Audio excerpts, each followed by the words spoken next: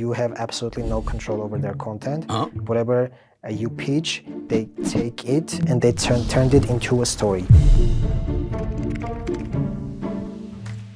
You are watching the Creator Chronicles. Hi, I'm Artak Mkrtichyan, and this is where we break down the silent mistakes that are happening to the different stages of a crowdfunding campaign. Nowadays, creators want one thing, visibility. But there is another thing that comes before that, which is much more important, credibility. Hey everyone, today we have Artak with us, a PR expert who has seen how credibility and visibility shaped almost most of the outcome of the campaign. Artak, like a lot of creators say that PR starts on the launch day. What are your thoughts on this?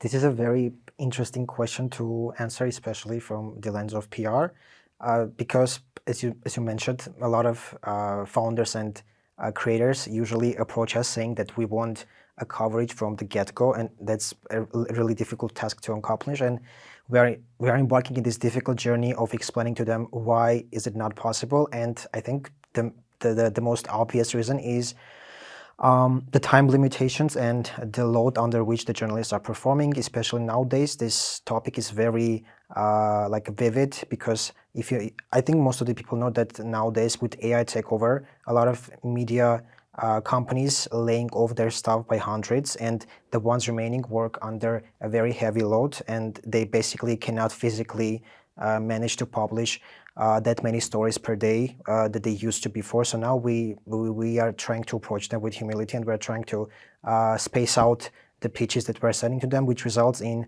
the time space becoming more wider rather than before. This is maybe the most obvious reason. Other than that, there are some reasons which are not that obvious but also have a huge effect. One of them is being that usually you're facing a huge competition when you are pitching to journalists, because usually an average journalist from top media receives maybe between 500 and 600 pitches, which is a lot, and out of them only like 10-20 gets picked up. So you're competing with a lot of noise basically. And let's say you are launching on the same day as this big giant tech company is making an announcement. You're going to compete with that company, and in that case, I think it's obvious with whom the journalist is going to link to. Yes, the coverage will go with the big media. That's why you need to make sure that you have enough time to get the media to know you, and then start sending your pitches. Like, this is another reason which it's not advisable to start the outreach on the day you are launching. So timing is crucial in these cases. I could answer from the problem that you were identifying. What is the optimal time that creators should take into account when they are working with agency or a partner who is doing their PR? PR is unlike any other marketing direction. It's not specific, so there's not a specific answer I can give to you. But based on our experience so far with like the hundreds of companies we worked with, it is recommended to start at least 5 weeks before the launch of the campaigns. This is the period when you need to get most of your press materials ready. By press materials, I mean the press release, the press kit, the pitches, the media database. You need to have it collected at least like 5 to 4 weeks before the campaign, so that like 4 weeks before the campaign, you start reaching out to journalists. Like, this is the period when you're going to send your pitches, and this is the period when you're going to gauge your interest. So let's say you are pitching and you're seeing that there is no interest. The reason can be like the pitch or the database or the direction that you choose, which is not relevant. So you need to adjust and apply quick changes to make it work. That's why the much time you have, the better are your chances at succeeding in this campaign. Yeah. So basically, if we are having a look that you have an ideal press release 4 or 5 weeks before, basically you will need much longer time to prepare those press release and media kit and etc., so as to have them ready 5 weeks before. Yes.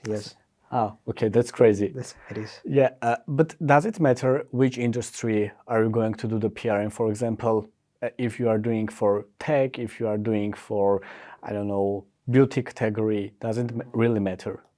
It matters what kind of story you are pitching. it doesn't matter the industry. So if you're pitching a news story, 5 to 4 weeks is okay. But let's say you're running this company, you don't have anything specific to announce, and if especially it's a tech company, when you have a specific product that you want to get coverage for, you can even start preparing much sooner, like at least like 6 months before, so that because it's not a news story, it's not something immediate. It can get published quickly. That's why you would need to give journalists much more time to prepare. So if it's not a news story, you can start much sooner. But if it's a story, you can start like between 5 to 4 weeks before the launch. Okay, nice.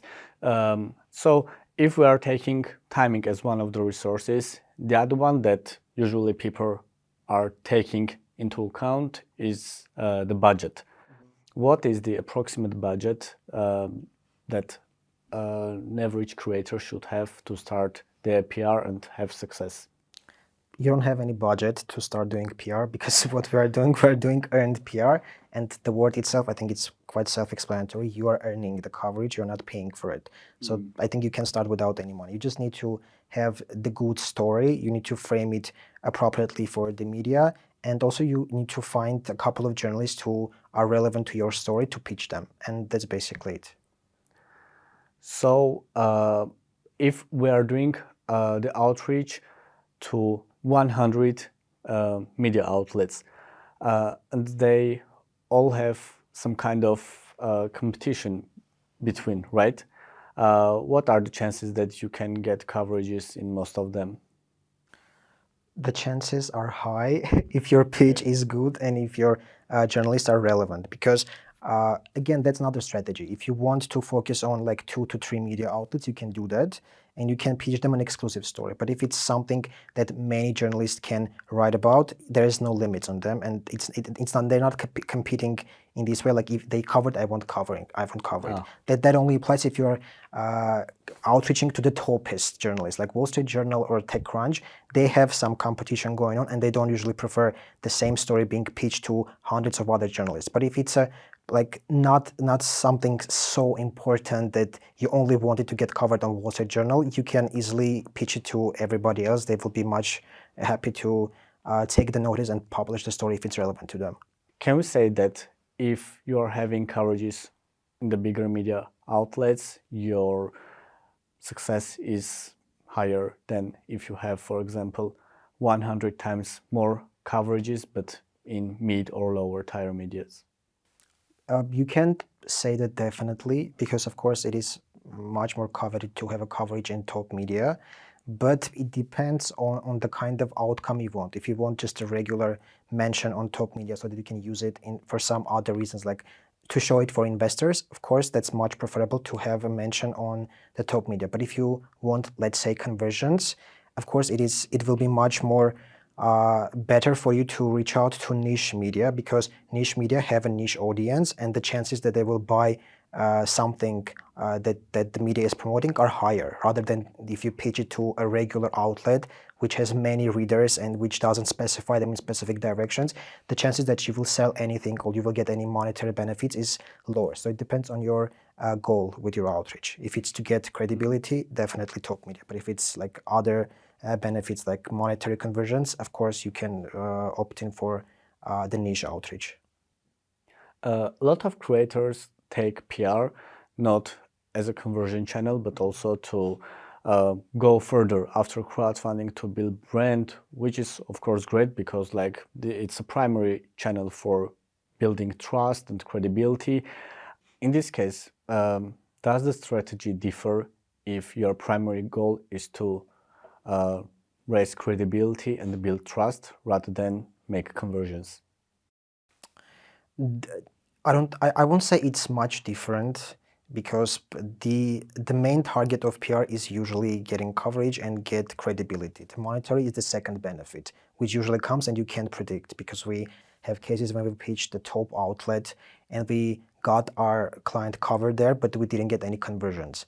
Another case with the when we pitched a more niche outlet and we get the coverage and we got a lot of conversions. So it's not something you can predict. That's why that's not something you can necessarily prepare for. When we're pitching, we're preparing and we're aiming to get a coverage. If it gets conversions, that's nice to have. But our main goal usually is to get the coverage and get the credibility. So we don't necessarily come up with different strategies for each direction. It's the main strategy: have a good pitch, have a good story, and pitch it to the relevant journalist. The outcome is is not within our control. Okay. If I'm the one who is making the strategy for the whole marketing activities and I planned omnichannel marketing, I'm using SMM, influencer marketing, advertising, everything, and basically PR is also a part of it. Should my strategy be the one that kind of rules the PR strategy, or should it be completely different from the whole strategy of the marketing? It's usually different. That's why when we are receiving some suggestions from our marketing heads, we are arguing with them, because whenever they are trying to strategize a direction or strategize an angle, they're usually thinking from the point of selling the product to a people. But I'm not in contact with regular people. I'm in contact with journalists, and what they need is not for me to sell them the product. They want me to sell them the story. That's why the pitch I create is usually much more different than the overall marketing direction and the overall marketing strategy that the marketing specialist comes up with. So it's something different, and you should, I think, maybe listen to the PR specialist and not force your ideas on them that much. Yeah, no, it's quite interesting because like you are going with completely another direction to get coverages in huge outlets, but the outcome can be widely used from the whole Yes. channel of the marketing. So basically your strategy is divert from the whole one, but the outcome is in use for the whole marketing activities. It is. As you said, what we do is we create credibility for our campaigns, and credibility can be used by all directions. Whether you are doing sales to convince the person to buy the project, or if you're doing ads and you want some banners to show that this project has been covered by, let's say, The Verge, which will instantly make it much more credible for regular people to consider and to buy in the future. Nice. So if I already launched my project, I have PR coverages. When should I settle down and say, okay, this is enough, I have enough credibility and trust, and I pretty much accomplished whatever I want to? Depends on the kind of outreach you are doing and the kind of project that you are promoting. When it's a news, usually we are aiming for the first week of the campaign. That's why we're preparing at least 5 weeks before the campaign, so that once it's launched, within the first week we get as many coverage as possible, because it is newsworthy while it's new. When it passes that 1 week threshold, it starts becoming not that newsworthy, and journalists don't usually pick up that story. That's why what we're doing is doing for the first week. But if you are doing, like, you're managing a huge tech company and you have multiple projects that you want to pitch, there are so many events and there are so many news cycles that you can feed your project into, like Black Friday, Christmas season. You are going to an event and you want to pitch this specific journalist who is visiting this event your story. The opportunities will be many throughout the year, so you won't have to limit yourself in specific timelines. But if it's a news, usually you should aim within the first week of your campaign launch, because after that it loses the momentum and journalists don't really get interested in covering it. Coming from what you said, like Black Friday, Christmas, Cyber Monday, all of this tight holiday season, how is your strategy being different from the campaigns that are launched not within this season, and how are you managing like this kind of hustle? Because journalists are getting like more projects to cover, the deals are getting crazier, and everything is getting messed up. So what is your strategy, first of all, to get the coverage, and second of all, like if you get the coverage, to be different from whatever like exists at that time in the market? For this kind of outreach, I think both the timelines that we start the outreach and the press materials are very much different from the regular outreach that we do for the news announcements. First of all, the timelines, we start at least 3 to 4 months before, not weeks before the launch, because as you said, there's a huge competition, and we are not the only one pitching for this. listicles. Hundreds of thousands of company owners start pitching their products to journalists like concurrently, and it takes a lot of time for journalists to sift through their inboxes and pick the relevant products for their listicles. That's why 4 to 5 months, I would say even, is an ideal time to start preparing for listicles. Besides the timelines, the press materials themselves are much different, because if then we would try to present them with the news headline, so that it will become for them much more preferable to cover. In this case, we are changing the structure of the page. We are trying to convince them not only from the story wise, but also we're trying to provide them other incentives to cover the story, like affiliate commissions, because most of these listicles, if you like read these kind of roundups, they have Amazon links or any other links which will provide them with some commissions, because this is the time for them to earn some money back for their work. That's why we're trying to provide them with some commissions. We're trying to provide them with some interesting angles they can fit in terms of covering our product. So yeah, I think both the materials and the timeline is very, very much different, and it's very specific to the product type you're pitching to. Okay. Thank you, Artak. It was very nice to speak to you and discuss some of the points that were almost always hidden in the backend. And it's a tradition that we have in our podcast. We have a question from our previous guest, from Babken. What is the main problem that you are facing working with the creators regarding now PR? Because he did not know who is going to pose that question to, but now it's regarded to you. One of the reasons I think the whole topic of this podcast is like it's a little difficult for us to explain to them why we need to start so early preparation. So that's a reason. Another, I think one of the most usual questions they ask us is whether they can ask the journalist to get the article so they can approve it, so that journalists can publish it. This is a big no-no. Journalists never provide you with their articles beforehand, and you have absolutely no control over their content.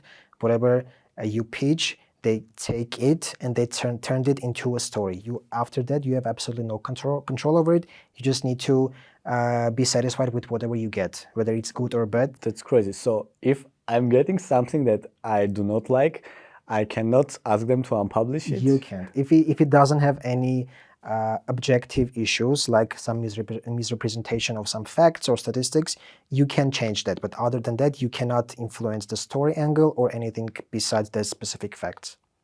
Oh, that's very interesting. So one advice that you would give to creators?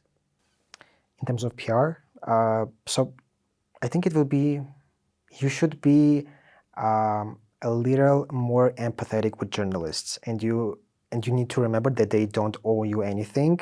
You are not paying them, unlike in other marketing directions. They're not getting paid by you. So whatever you get, you should be thankful for that. And especially now, as I mentioned in the beginning of the podcast, a lot of journalists are getting laid off, and they are currently going through a lot of stuff. So if you can, you can be with them with a little. You can treat them with the most sympathy, and don't expect so much if you don't ready to do your part of the job. And on top of that, start your outreach as early as possible, so that you don't expect from them to publish your story in a day or two. Okay, perfect. Thank you very much. So now part of the tradition that passes to you. You have one question for our next guest, and we cannot say who the guest is going to be. So you can pose your question to them. The question I have, and something that is very interesting to me to know, is if you're getting a last minute client onboarded and you know that they are already late because the launch is very soon, how do you approach this kind of issue? How do you make sure that you have everything ready to launch the campaign? Okay. Thank you very much. That's a very tough one for our next guest. Thank you very much for watching this episode with us. Our guest was Artak, a PR expert. So if you have any kind of questions, you can put them in the comment section. And do not forget to hit the like button and subscribe. Stay tuned.